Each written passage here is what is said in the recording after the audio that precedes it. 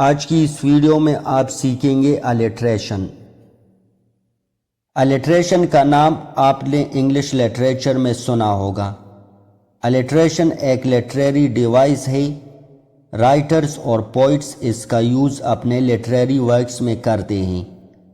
اس کا استعمال پوئٹری اور پروز دونوں میں کیا جاتا ہے۔ تو آئیے سب سے پہلے ہم الیٹریشن کی ڈیفینیشن کرتے ہیں۔ Words that are close together in a sentence start with the same sound۔ یعنی ایک ورڈز یا سینٹنس میں ایسے ورڈز جن کے شروع کی آواز سیم ہوتی ہے۔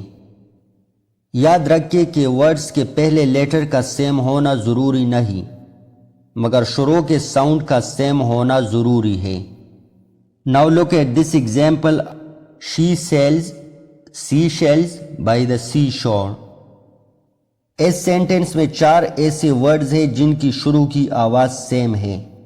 یہ ورڈز سیم لیٹر سے شروع بھی ہوتے ہیں اور ساؤنڈ بھی سیم ہے، یعنی یہاں پر ایس کی ساؤنڈ ریپیٹ ہو رہی ہے۔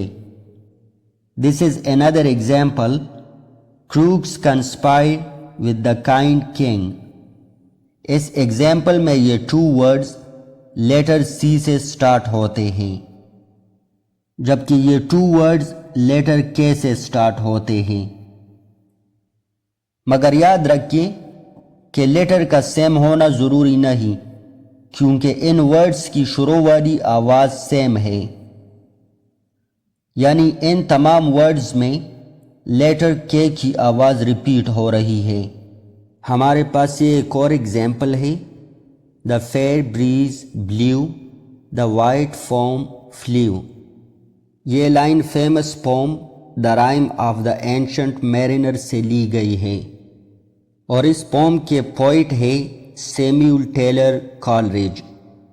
اس لائن میں یہ 2 ورڈز لیٹر بی سے سٹارٹ ہوتے ہیں، یعنی بریز اینڈ بلیو، جبکہ یہ 3 ورڈز لیٹر ایف سے سٹارٹ ہوتے ہیں، یعنی فیئر، فوم اینڈ فلیو۔ یعنی اس لائن میں ایف اور بی کی ساؤنڈ ریپیٹ ہو رہی ہے۔ اس طرح ان ساؤنڈز کی وجہ سے رائٹر نے اپنی لینگویج کو خوبصورت بنایا ہے۔ آئی ہوپ کہ اس ویڈیو کے دیکھنے کے بعد آپ لٹریری ڈیوائس الیٹریشن سیکھ چکے ہوں گے۔